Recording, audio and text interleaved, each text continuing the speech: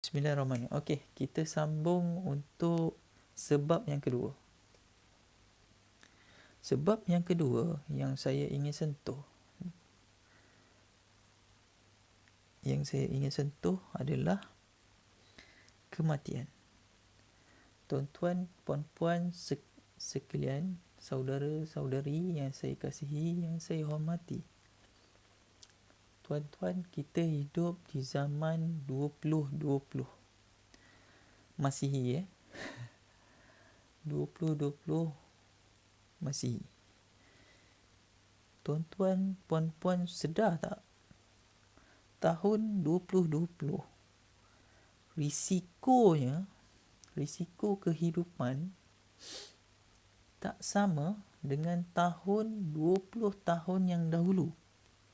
Sebelum ni. Tak sama dengan 40 tahun sebelum ni. Tak sama.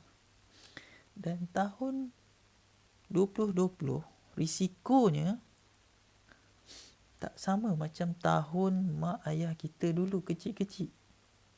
Kan? Tak sama. Bermacam-macam risiko yang kita sendiri tak jangka. Sebagai contoh, saya ada satu kisah yang saya ingin kongsikan dengan tuan-tuan semua, puan-puan semua. Kisah dia, yang ni saya tak pasti mangsa ni dia ambil takaful ataupun tak, tapi syarikat dia ambilkan untuk dia lah. Kisah dia, seorang hamba Allah ni, dia kerja sebagai seorang technician. Dia ni baik orangnya. Cerita ni saya disampaikan oleh kawan rakan sekerja dia. Arwah ni baik orangnya. Dia suka menolong orang dan dia suka kerja maksudnya macam ni maksudnya. Contoh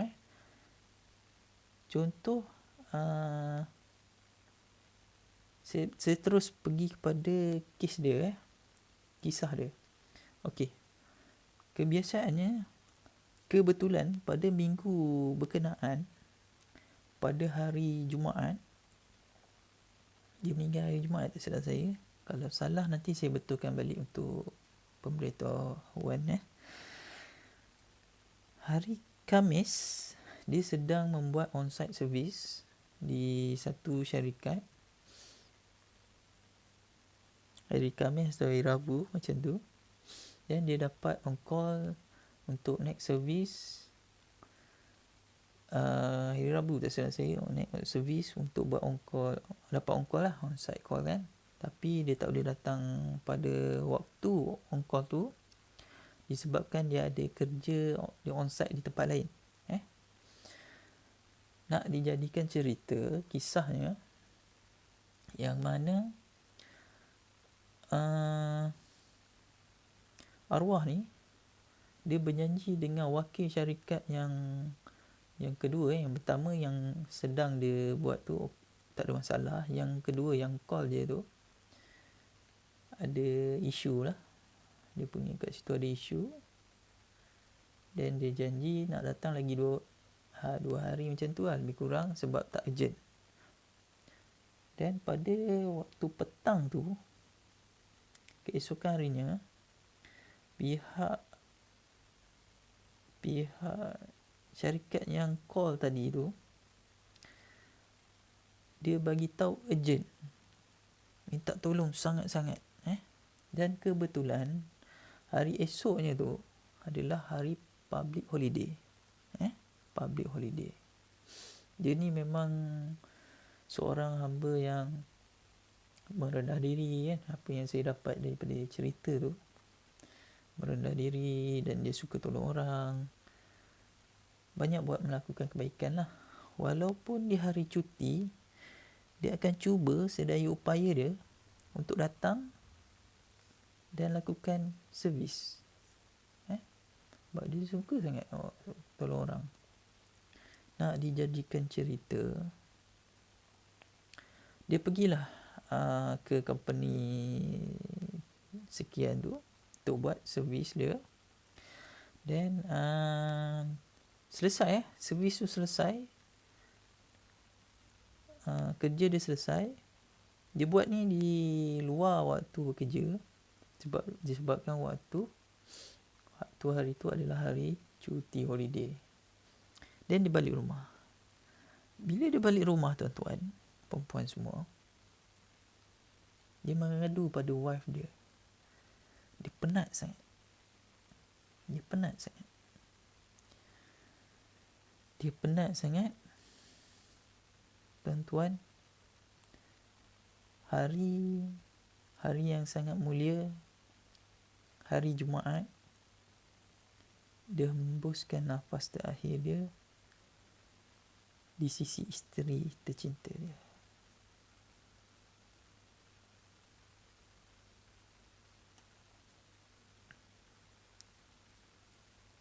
Sedih sikit. Dia meninggal di sisi isteri dia, dan doktor sahkan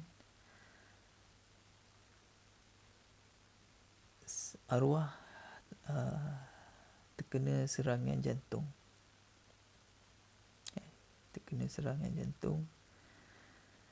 Pada waktu itulah ambulans sampai, medical officer sahkan, bawa bedah siasat semua, disahkan meninggal disebabkan sakit jantung. Okay. Boleh kita sama-sama sedekahkan dulu Al-Fatihah kepada arwah.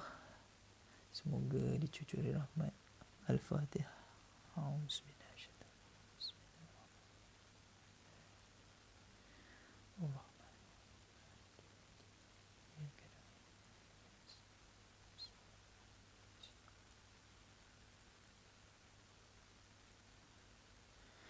Amin.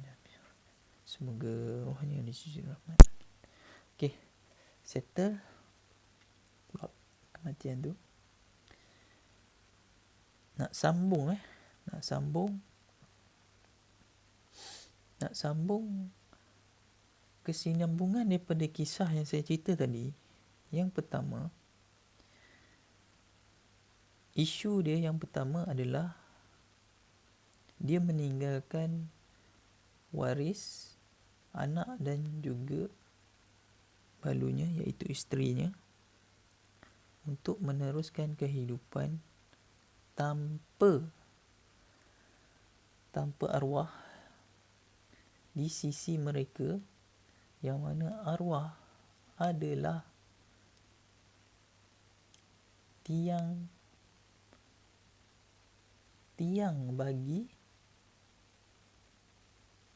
keluarga tersebut. Faham tak? Yang mana tiang inilah yang menampung segala kos-kos kehidupan keluarga tersebut. Tuan-tuan, arwahlah yang membayar segala kos perubatan. Arwahlah yang menanggung kos bil-bil utilities. Arwahlah yang membayar kos sewa beli rumah, kereta.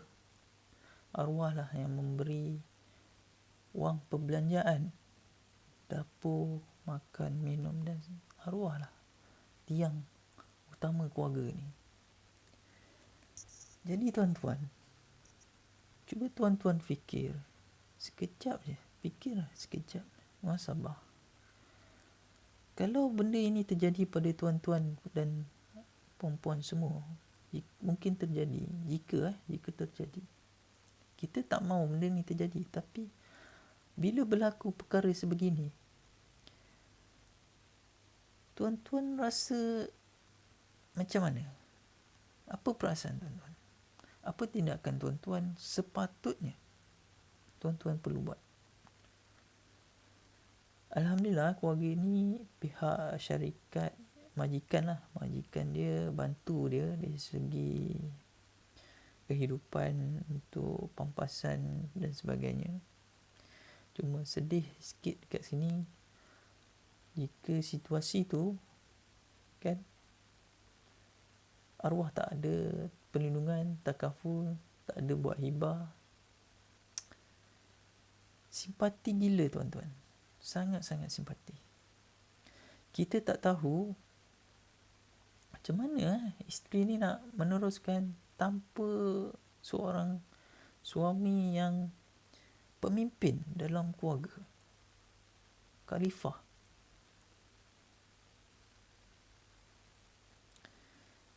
Jadi tuan-tuan rasa macam mana? Adakah kalau pihak syarikat tak ambil tanggungjawab untuk memberi pampasan dan sebagainya, membantu pihak isteri ni tadi, keluarga ni tadi, tuan-tuan rasa hidup mereka ni bahagia atau derita? Bahagia atau derita? Dengan kesedihan yang sedang dialami oleh keluarga, dengan ansuran bulanan yang perlu dijelaskan, dengan kos bulanan lagi, makan, minum, tempat tinggal dan sebagainya. Jadi sebab yang kedua yang saya kongsikan pada kali ini dalam video yang kedua ni,